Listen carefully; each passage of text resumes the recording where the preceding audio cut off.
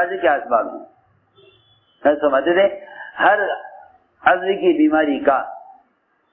بیماری کا سب سے پہلا سبب اس عضو سے اللہ کا حکم ٹوٹنا ہے. آنکھ کی بیماریاں، شرمگاہ کی بیماریاں، یہ معاشرے کی خرابی سے ہوتی ہیں. ایڈس کی بیماری معاشرے کی گندگی سے ہے. ایڈس کی بیماری کس سے؟ معاشرے گندگی سے. معاشرے کی گندگی سے ایڈس کی بیماری ہے. یہ معاشرہ بگڑے گا تو یہ کہیں کہ جو عضو حکم خلاف استعمال ہوگا اس حکم کی بیماری کا پہلا سبب ہوگا. یہ اس عضو کی بیماری کا پہلا سبب ہوگا. ہر عضو کی بیماری کا سبب اس عضو سے اللہ کا حکم ٹوٹنا ہے. پہلے تم بیماریوں کے اسباب، قرضے آئے، قرضوں کے اسباب تجارت میں تلاش کرو. قرض کے اسباب تجارت میں تلاش کرو. قرض کے اسباب تجارت میں تلاش کرو. تو قرضہ کیوں آیا؟ اس کے اسباب تجارت میں تلاش کرو. کہاں حکم توڑا؟ ہماری سب بڑی مشکل یہ ہے کہ جو بھی حال آتا ہے ہم پر، ہم اس حال کے آنے کا سبب بعد میں سوچتے ہیں، اس حال کو ہٹانے کا سبب پہلے سوچتے ہیں. سمجھ آ رہی بات؟ یہ حال کیسے ختم ہو؟ تو بیچارے بعض تو ایسے ہیں جن گناہوں کی وجہ سے حالات آتے ہیں وہ انہی گناہوں کو زیادہ کرتے ہیں. سنو تو صحیح. سود پر کاروبار شروع کیا. جو قرضہ سود کی وجہ سے آیا، اس قرضے کو اتارنے کے لیے پھر سود لے لیا. تو صحیح. بیماری کا علاج بیماری کے اسباب سے. بیماری کے اسباب سے. سوچنے کی بات ہے. جس سبب سے بیماری آئی ہے اسی سبب کو اختیار کرتے ہیں بیماری کے علاج کے لیے. ہے وہ قسم جو اپنے حال کو حال سے بدلتی ہے.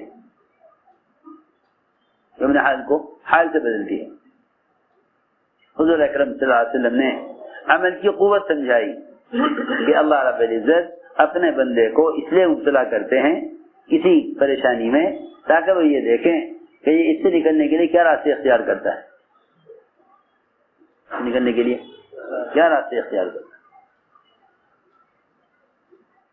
چنانچہ 3 آدمی سفر میں تھے، رات کو ٹھہرے ایک غار میں کہ صبح چلیں گے. اللہ نے سرکاری چٹان اوپر سے، اس لیے کہ جنہیں اللہ کی ذات سے ہونے کا یقین نہیں ہے، جنہیں اللہ کی ذات سے ہونے کا یقین نہیں ہوتا، انہیں اللہ کی ذات سے کامیابی لینے کا بھی یقین نہیں ہوتا. کیونکہ جو ناکامیوں کو اللہ کی طرف نہیں منسوب کرتے وہ اللہ سے کامیابی بھی نہیں لے سکتے. اللہ سے کامیابی وہ لیں گے جو ناکامی کو اس کی ذات کی طرف منسوب کریں گے. اصل بات یہ ہے، یہ بیچارے آنے والی ناکامیوں کو اسباب کے حکام سے جوڑتے ہیں. اس زمانے میں مسلمانوں کا تو اجتماعی طور پر حال یہ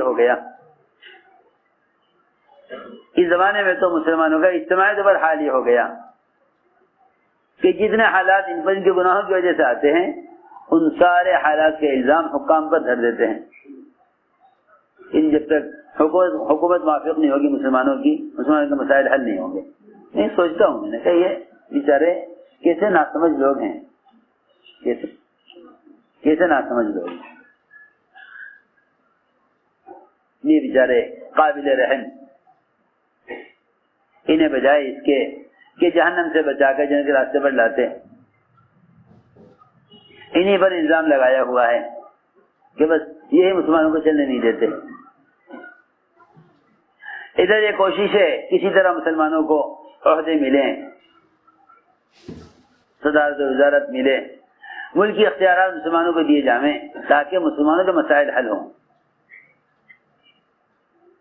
ملکی اختیارات مسلمانوں کو دیے جائیں تاکہ مسلمانوں کے مسائل حل ہوں. سے کسی نے کہا حضرت مسلمانوں کو ملکی اختیارات کیوں نہیں دیے جاتے؟ ہم نے فرمایا کہ وہ اعمال جن کے کرنے کا اس کے اپنے بدن کو اختیار ہے، یہ جب ان کو پورا نہیں کر رہا تو اللہ رب العزت اس کو وہ کام کیسے دے دیں جو کام اس کے اختیار سے باہر کا ہے؟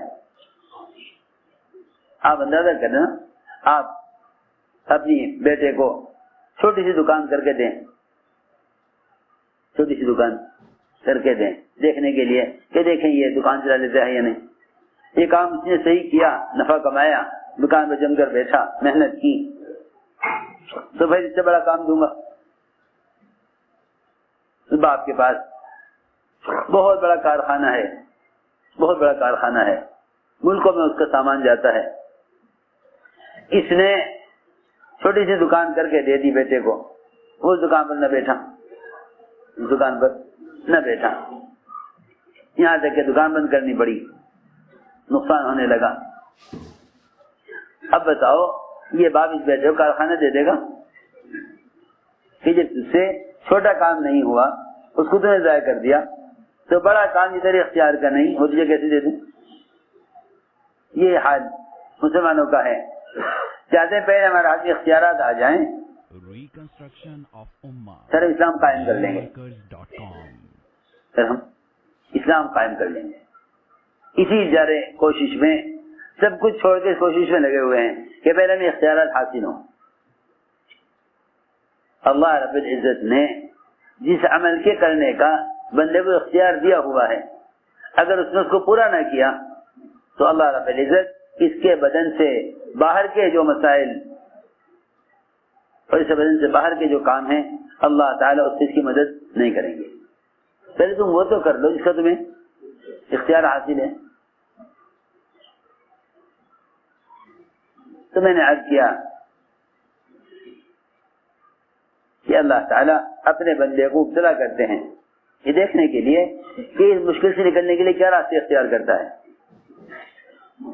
اگر راستے اختیار کرے محض اسباب کا تو پھر اللہ رب العزت ناکامی کا اسباب لاتے ہیں. اگر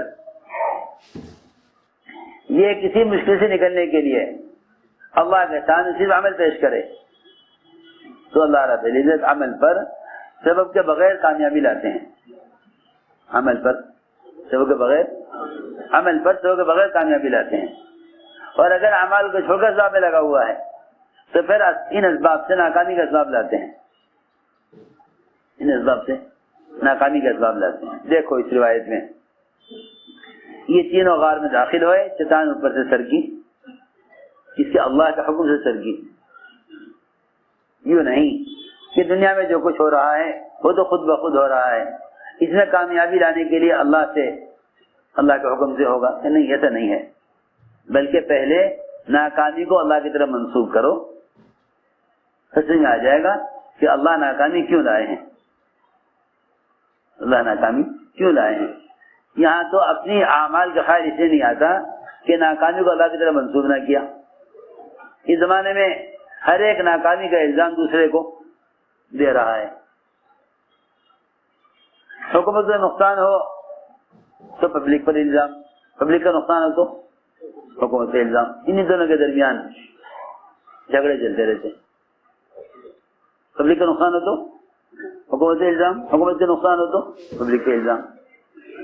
اللہ کا کوئی ذکر نہ یہاں نہ وہاں، اللہ کا ذکر نہ یہاں نہ وہاں. اللہ کا کہیں ذکر نہیں ہے، نہ ناکامی کے آنے میں ذکر اللہ کا، نہ کامیابی کے آنے میں ذکر. کیونکہ جب ناکامی کے آنے میں اللہ کا ذکر نہیں ہوگا تو ناکامی کا اسباب کا خیال بھی نہیں آئے گا کہ ناکامی کیوں آئی. ناکامی کے اسباب تو ان کو یاد آئیں گے جو حالات میں اللہ کو یاد کریں گے. اللہ انہیں بتائے گا کہ کس گناہ کی وجہ سے کس گناہ کی وجہ سے ناکامی آئی ہے.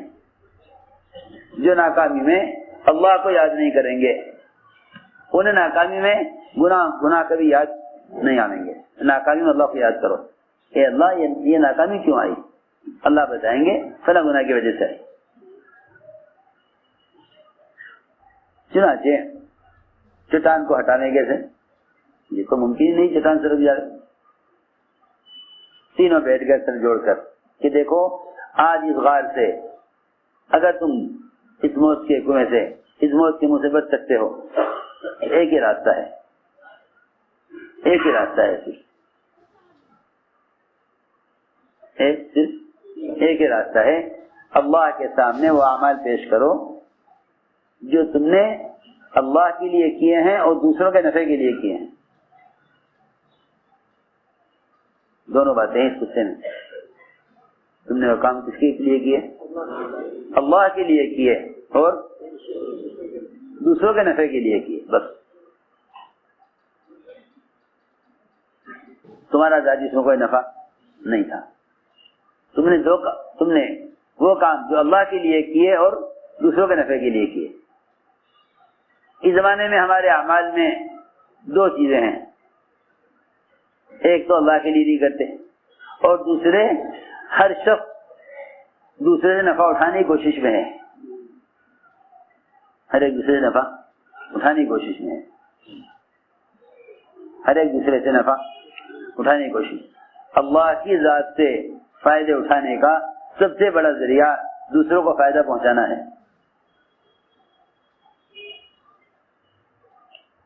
کیا بتاؤں، سمجھ میں پتہ نہیں آئے گی یا نہیں۔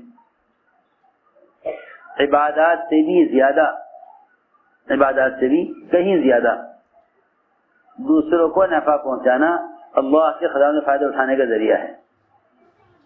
اور اگر عبادات میں کمال کو پہنچ گیا، عبادات میں کمال کو پہنچ گیا اور دوسرے کو نقصان، مخلوق کو نقصان پہنچا رہا ہے، تو باوجود کمال عبادت کے ناکامی سے بچ نہ سکے گا۔ جتنی ناکامی دوسرے کے حقوق کو مارنے سے آتی ہے، اتنی ناکامی عبادات میں سستی سے نہیں آتی، اور جتنا فائدہ اللہ کی ذات سے دوسروں کا نفع اٹھانے کے ذریعے حاصل کر سکتا ہے، اتنا فائدہ عبادات کے ذریعے بھی حاصل نہیں کر سکتا۔ پکی بات ہے، یہ ہے سمجھنے کی بات۔ اس واقعے میں دو چیزیں ہیں کہ اللہ کے لیے نفع پہنچایا اور دوسروں کے اور دوسرے کے دوسروں کے فائدے کے لیے۔ تینوں نے کہا وہ عمل پیش کرو اللہ کے سامنے۔ تو نے کیا کیا؟ اے اللہ، میں نے اپنے والدین کی خدمت کی اس طرح کہ میں دودھ سب سے پہلے والدین کو پلاتا تھا۔ ایک جنگل جانے میں دیر ہوئی، والدین سو چکے، بچے بھوکے، میں رات بھر دودھ کے پیالے لے کر کھڑا رہا والدین کے سرانے۔ جب سو کر اٹھیں گے دودھ پلاؤں گا۔ اے اللہ، اگر میں نے یہ عمل تیری رضا کے لیے کیا ہے، یہ عمل میں نے تیری رضا کے لیے کیا ہے، تو تو ہمیں یہاں سے نکال دے۔ چٹان ہل گئی، چٹان ہل گئی۔ یہ بھی کہہ سکتے تھے اے اللہ، کوئی جن، کوئی فرشتہ یا کوئی جھٹکا زلزلے کا تو لے آ۔ دیکھو میرے دوستو، سمجھنا چاہیے، ایک ہے قدرت کا استعمال کرانا سبب کے راستے، ایک ہے قدرت کا استعمال کرانا سبب کے راستے، ایک ہے قدرت کا استعمال کرنا اسباب کے بغیر براہ راست، ایک ہے قدرت کا استعمال کرانا سبب کے راستے، ایک ہے قدرت کا استعمال کرانا سبب کے راستے، ایک ہے قدرت استعمال کرانا عمل کے راستے۔ اگر یوں بھی کہتا ہے اے اللہ فرشتے کو بھیج دے، اے اللہ فرشتے کو بھیج دے جو چٹان ہٹا دے، تو اس نے اللہ کی قدرت کو سبب کے راستے استعمال کرنا چاہا۔ تمہیں میری بات کی طرف بہت توجہ دینی پڑے گی۔ جب ایک فرشتے کو بھی سبب کے طور پر استعمال نہیں کر سکتا جو اللہ تعالیٰ کے اتنے قریب ہیں، اللہ کے ایسے نیک بندے ہیں اور اتنی قوت رکھتے ہیں، تو پھر بتاؤ یہ کہنا اے اللہ تو اس حکومت کے ذریعے کام کرا دے۔ ہائے، اللہ کو ماننے والے عبادت گزار ملائکہ جب ان کے ذریعے اللہ سے نہیں مانگ سکتا، تو پھر اللہ کو نہ ماننے والے کفار ان کے ذریعے اللہ تعالی سے مدد لینے کا خیال کیسے آئے گا مسلمان کو؟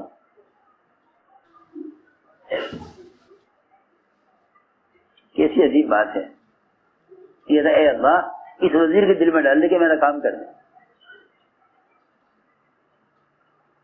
اللہ کی قدرت کو وزارت کے ذریعے کے راستے استعمال کرنا چاہتا ہے. اللہ کی قدرت کو وزارت کے ذریعے اے اللہ وزیر کی ذمہ ڈال دے کہ میرا کام کر دے. ارے تو اللہ سے کہنا اللہ میرا کام کر دے, اے اللہ تو میرا کام کر دے. یہ کیا بات ہوئی کہ تو اللہ سے کہہ رہا کہ وزیر سے کرا دے. تو اب خود ہی فیصلہ کر لو کہ اس دعا سے, اس طریقے سے اللہ کی ذات تیرے نزدیک بڑی ہوئی یا وزیر کی ذات بڑی ہوئی. سیدھی بات ہے. اللہ اے اللہ تو کر دے, اے اللہ تو کر دے. یہ کیوں کہہ رہے اے اللہ وزیر کے ذریعے کرا دے؟ سوچنے کی بات ہے نا. ہم سب نے ناکامی کا راستہ پکڑا ہوا ہے, ہم سب نے ناکامی کا راستہ پکڑا ہوا ہے, سب نے ناکامی کا راستہ پکڑا ہوا ہے. وہی ناکامی کا راستہ یہ ہے کہ اللہ کی قدرت کو ساتھ لینا چاہتے ہیں ظاہری شکلوں کے ذریعے. پھر وہ قدرتی کیا جو شکل کی پابند ہو, وہ قدرتی کیا جو شکل کی پابند ہو, وہ قدرتی کیا جو شکل کی پابند ہو, وہ قدرتی کیا جو شکل کی پابند ہو. سوچنے کی بات ہے. انہوں نے یہ نہ کہا اے اللہ فلاں فرشتوں کو بھیج دے جو یہ کام کر دے.